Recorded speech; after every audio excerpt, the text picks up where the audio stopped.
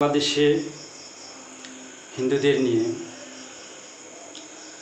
খুবই গুরুত্বপূর্ণ কথা। তো আমি কয়েকটা পয়েন্ট নিয়ে মূলত আলোচনা করব। মূল বক্তব্য হচ্ছে যে হিন্দুরা যে অভিযোগ করে আসছে বাংলাদেশে তাদের প্রতি যে অন্যায় হচ্ছে, যে অবিচার হচ্ছে, ধর্মের ভিত্তিতে তাদের উপর যে আক্রমণ হচ্ছে, সেটা কি আসলেই সত্যি? আমার ব্যক্তিগত ওপিনিয়ন, ব্যক্তিগত অভিজ্ঞতা এবং আমার চারিপাশে যেসব হিন্দু বসতি আছে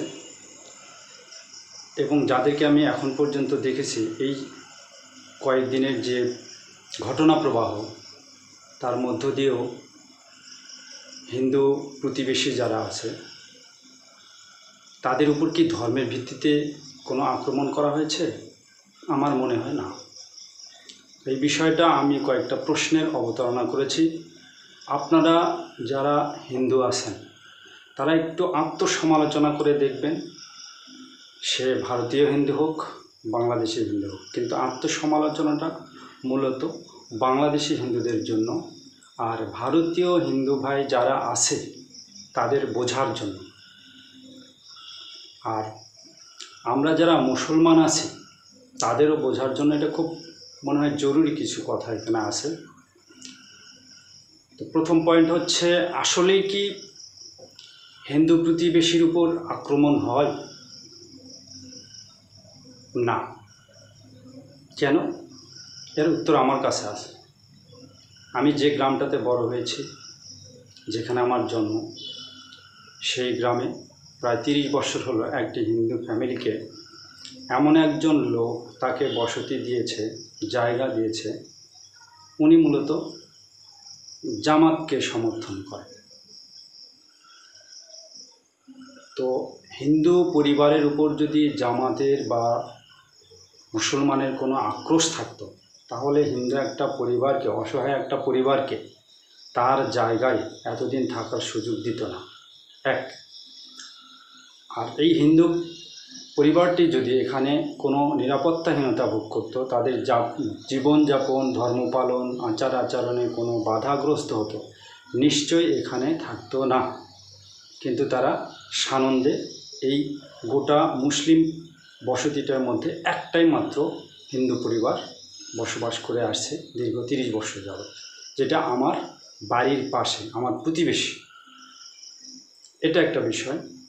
আরেকটা হচ্ছে, আমি যে গ্রামে বসবাস করি তার পশ্চিম পাশে একটা আদিবাসী পাড়া আছে, যারা এখন মূলত খ্রিস্টান ধর্ম গ্রহণ করেছে। আমার পাশের গ্রামে আর একটা পাড়া আছে যেখানে 20-25টা সনাতন ধর্মাবলম্বী লোক বসবাস করে, যারা মূলত মুচি নামেই আমাদের এলাকায় বেশি পরিচিত। তো তাদের কারো নাম হরি, কারো নাম স্বরূপলাল, আমরা হরির মা করে ডাকতাম। এই মহিলা আমাকে, আমার ইমিডিয়েট ছোটো বোনকে এবং আমার সবচেয়ে ছোটো বোনকে, 3 জনকেই রেগুলার আমাদের বাসায় এসে আমাদের গোসল করায় দিয়ে, গায়ে তেল মালিশ করে দিয়ে কিছু চাল ডাল নিয়ে যেত এবং নিয়মিত এটা করত। মানে সে গাটা ম্যাসেজ করে দিত, গাটা পরিষ্কার করে দিত, নাক কান পরিষ্কার করে দিত, দেওয়ার পর বিনিময়ে কিছু চাল ডাল নিয়ে যেত, গায়ে তেল মালিশ করে দিত। তো এই ট্র্যাডিশন সে পালন করে গেছে। তার ছেলেমেয়েরা, তার নাতিপুতিরা এখন আছে। ওই বৃদ্ধা মহিলাটি মৃত্যুবরণ করেছেন। আমার উত্তর পাশের যে গ্রামটি, সেটা হচ্ছে দিনাজপুরের একটা গ্রাম। আমি মূলত জয়পুরহাটের শেষ গ্রামের বাসিন্দা। তো সেই গ্রামে একটা এরকম পরিবার আছে যারা জুতো সেলাই করে। তো তারাও এরকম একটা মুসলমান তাকে জায়গা দিয়েছে, একটাই মাত্র পরিবার। তো তাদের ধর্ম নিয়ে, তাদের উপর কোনো অত্যাচার, তাদের আচার নিয়ে কোনো মানে সহিংসতা, মারধর, এ ধরনের কোনো ঘটনা আজ পর্যন্ত ঘটেনি। আমার গ্রামের পূর্ব পাশে একই সঙ্গে মুসলিম পাড়া এবং একটা হিন্দু বসতি পাড়া আছে।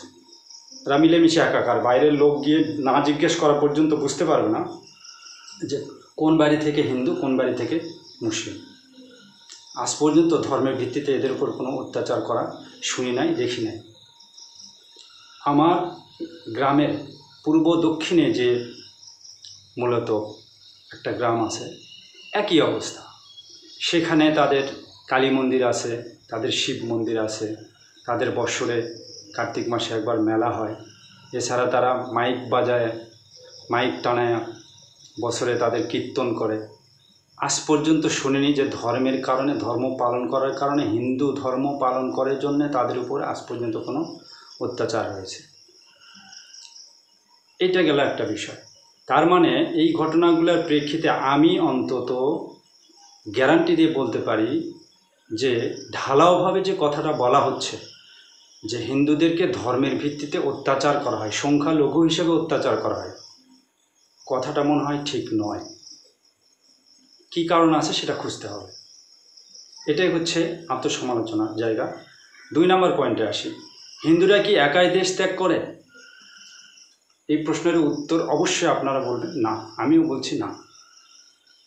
মুসলমান, বৌদ্ধ, খ্রিস্টান, হিন্দু অনেক দেশে মাইগ্রেশন করে, অনেক দেশে তারা এক দেশ থেকে আরেক দেশে যায় উন্নত জীবনের আশায় বা ভালো কিছু পাওয়ার আশায় বা তার ভালো লাগার ব্যাপার থাকে।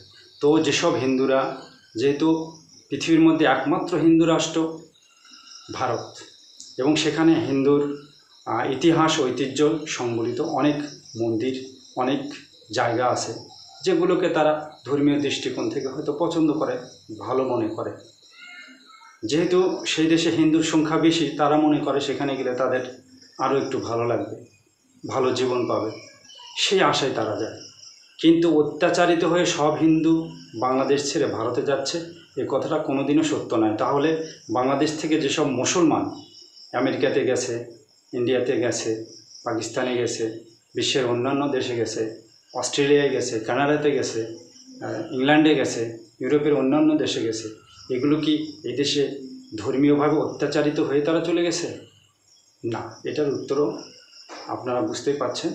এই বিষয়টা নিয়েও আপনাদের চিন্তা করা দরকার। এভাবে ঢালাওভাবে হিন্দুরা যে দেশ ত্যাগ করছে এর কারণ হিন্দু জন্যে তাদের উপর অত্যাচার হচ্ছে, সেজন্য এই কথাটা সঠিক নয়। 3 নম্বর, ধর্মীয় কারণেই কি আক্রমণ হয়? না, ধর্মীয় কারণে আক্রমণ হয় না। ধর্মীয় কারণে যদি আক্রমণ হতো তাহলে মুসলমানের উপর আক্রমণ হচ্ছে কেন?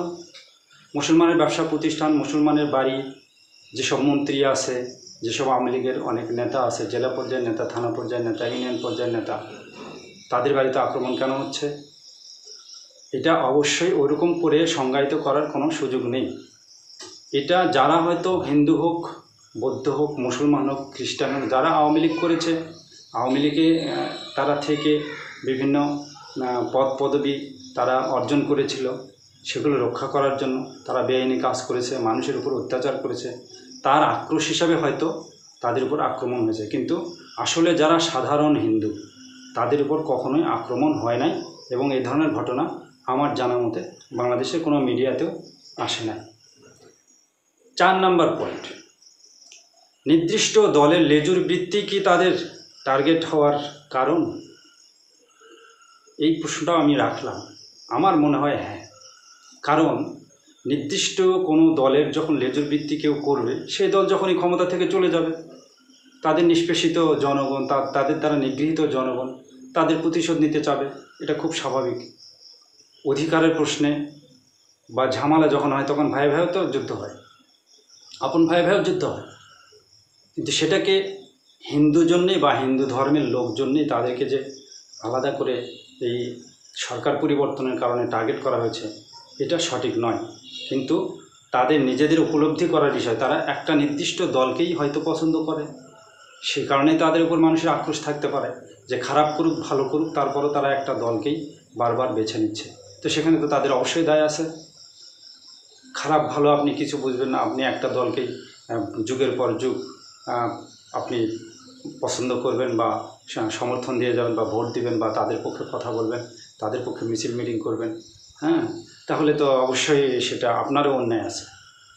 আপনি ভালো মন্দর কোনো বিচার করবেন না, আপনি একটা নির্দিষ্ট দল লেজুর ভিত্তি করছেন, সেটাও একটা সমস্যা।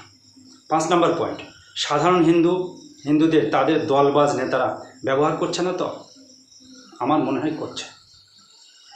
আমার ব্যক্তিগত অভিজ্ঞতায় এবং চারপাশের বাস্তবতা দেখে আমার তাই মনে হচ্ছে, সাধারণ হিন্দু যারা, তাদেরকে দলবাজ যারা হিন্দু আছে, যারা বিভিন্ন দল থেকে সুবিধা ভোগ করে বা বিভিন্ন দেশ থেকে বা বিভিন্ন সংগঠন থেকে তার সুবিধা ভোগ করে, তারা এটাকে ব্যবহার করতে চায়।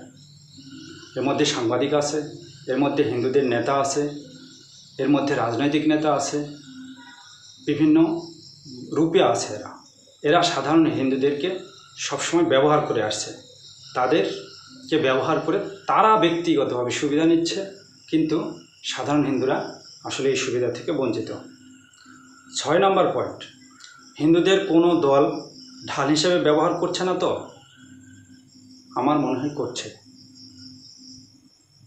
কারণ আপনি যখন বছরের পর বছর তাদের পৈতৃক সম্পত্তির মতো তাদের কাছেই বারবার মাথা গুঁজবেন, বারবার তাদের কাছে যাবেন, তখন তো তারা ভেবেই নেবে যে এদের তো যাওয়ার আর কোথাও জায়গা নেই। তখন তো তারা আপনাকে ব্যবহার করবে, আপনাকে ট্রাম্প কার্ড হিসেবে ব্যবহার করবে। করার সুযোগ আপনি দিচ্ছেন, আপনারা দিচ্ছেন। আপনারা হিন্দু সম্প্রদায় এ বিষয়ে সচেতন হন। আমি বাংলাদেশের একজন সাধারণ মুসলিম নাগরিক হিসাবে আমি এমন একটা পরিবেশে মানুষ হয়েছে, তার বর্ণনা কিছুটা আপনাদেরকে দিয়েছি। আমার ক্লাসে, আমার বেঞ্চে যে ছেলেটা বসতো, তার নাম জুলিয়াস কিসকো। সে এসএসসি পর্যন্ত আমার পাশের চেয়ারে বসতো। তার গায়ের রং এত কালো ছিল যে অনেকেই বসতে দিতে সংকোচ বোধ করতো বা মনে করতো না বসলেই ভালো। ডাইরেক্ট নিষেধ করতো না, কিন্তু মনে করতো না বসলেই ভালো। কিন্তু আমি তাকে পাশে বসে ক্লাস করতাম। তো আমার উপলব্ধি, আমি যখন ইন্টারমিডিয়েটে পড়ি, সেখানে আর এক হিন্দু ছেলের সঙ্গে আমার পরিচয়। সে আমার এখানে এসে খাবার খেয়েছে, অনেক দিন আমার ম্যাচে এসে খাবার খেয়েছে, কিন্তু কখনো সে হিন্দু হিসাবে আমি তাকে ট্রিট করি নাই। তো আসলে বাস্তবতাটা হচ্ছে, হিন্দুদেরকে বুঝতে হবে, আপনারা কারো দাবার গুটি হচ্ছেন না তো। আপনাদের একটা কথা আমার খুবই ভালো লেগেছে, যে এই দেশের কাদা জল বা এই দেশেই আপনাদের পৈতৃক নিবাস ছিল, আপনাদের বাপদাদারা এই দেশেই মানুষ হয়েছে। তো তাদের মূলত আপনারা বংশধর। আপনারা এই দেশ ছেড়ে কেন যাবেন? হ্যাঁ, এটা তো আমার প্রশ্ন। আপনি কেন যাবেন? আপনি আপনার নাগরিক অধিকার, আপনার ধর্মীয় যে আচার অনুষ্ঠানের অধিকার, সব কিছু আপনি ভোগ করেন, কিন্তু কারোর লেজুর বৃত্তি করেন না প্লিজ। আপনারা লেজুর বৃত্তি করায় আপনাদেরকে ঢাল হিসাবে ব্যবহার করার তারা সুযোগ পাচ্ছে এবং ঢাল হিসাবে ব্যবহার করছে। আর এর দায় আপনারা সাধারণ মানুষকে দিচ্ছেন। সাধারণ মানুষ আপনাদেরকে ঘৃণা করে না, কিন্তু আপনাদের কর্মকাণ্ডের জন্য যদি আপনাদেরকে দায়ী করে, সেটার জন্য তো আপনারা দায়ী, সেটার জন্য তো সাধারণ মানুষ দায়ী না। আমি আমার চারপাশে যা দেখেছি, তাতে কোনো হিন্দুকে বা কোনো সংখ্যালঘুকে তাদের ধর্মের দৃষ্টিতে আজ পর্যন্ত নিগৃহীত করতে আমি দেখি নাই। তাহলে আপনারা যে নিগৃহীত হচ্ছেন, কেন হচ্ছেন, এই প্রশ্নটা নিজেদেরকে করেন। এই আত্মসমালোচনাটুকু আপনাদের করা দরকার। আপনাদের এই বিবেকবোধটুকু অবশ্যই আছে। আপনারা যদি সত্যিকার অর্থেই এদেশের নাগরিক ভাবেন, নাগরিক সুবিধাগুলো যদি পেতে চান, এদেশের সুখ শান্তি যদি ভোগ করতে চান, কারো যদি দাবার গুটি হতে না চান, আপনারা তাহলে এই ট্র্যাডিশন থেকে বের হয়ে আসেন। ধন্যবাদ সবাই।